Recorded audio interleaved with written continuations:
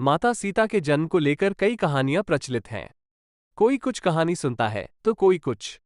इसलिए साफ साफ कहना मुश्किल है कि सीता की माता कौन थी। सीता के जन्म से जुड़ी हम ऐसी ही एक प्रचलित कहानी सुना रहे हैं। एक बार लंकापति रावण के तप से खुश होकर भगवान ब्रह्मा उसे वरदान मांगने को कहते हैं। रावण उनसे अमर होने का वरदान मांगता है। ब्रह्मा जी उसे अमर होने के अलावा कोई दूसरा वरदान मांगने को कहते हैं। रावण वरदान में मांगता है कि मुझे सुर, असुर, पिशाच, नाग, किन्नर या अप्सरा कोई भी न मार सके। रावण मनुष्य द्वारा न मारे जाने के बारे में नहीं बोलता है, क्योंकि वो मनुष्य को तिनके के समान समझता था। वरदान पाने के बाद रावण हर तरफ तबाही मचाना शुरू कर देता है। एक दिन वह दंडकारण्य नामक जगह पहुंचता है, जहां ऋषि मुनियों का निवास था। रावण को ऋषि मुनियों को मारना उचित नहीं लगा, लेकिन वो उन ऋषि मुनियों के रक्त को एक कमंडल में भरकर साथ ले जाता है।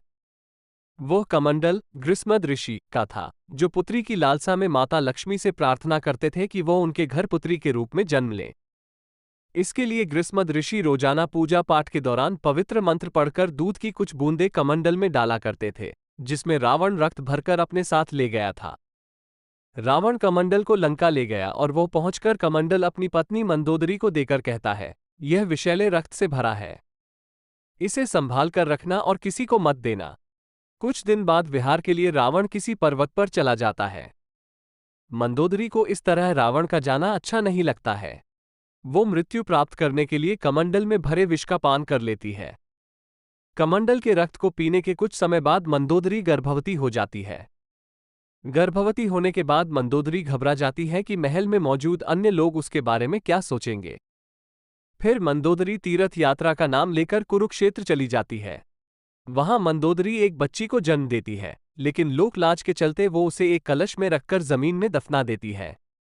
कुछ दिनों बाद राजा जनक भी कुरुक्षेत्र जाते हैं। जब वो जमीन में हल चलाते हैं तो उन्हें वहां कलश मिलता है, जिसमें मंदोदरी ने बच्ची को रखा था। बच्ची को कलश से निकालते ही आसमान से फूलों की वर्षा होने लगती है और साथ में आकाशवाणी भी होती है। आकाशवाणी में राजा जनक द्वारा उस कन्या के लालन पालन की बात कही जाती है। हल के सीत, हल के आगे का नुकीला भाग से टकराने की वजह से कलश मिला था, इसलिए राजा जनक ने कन्या का नाम सीता रखा।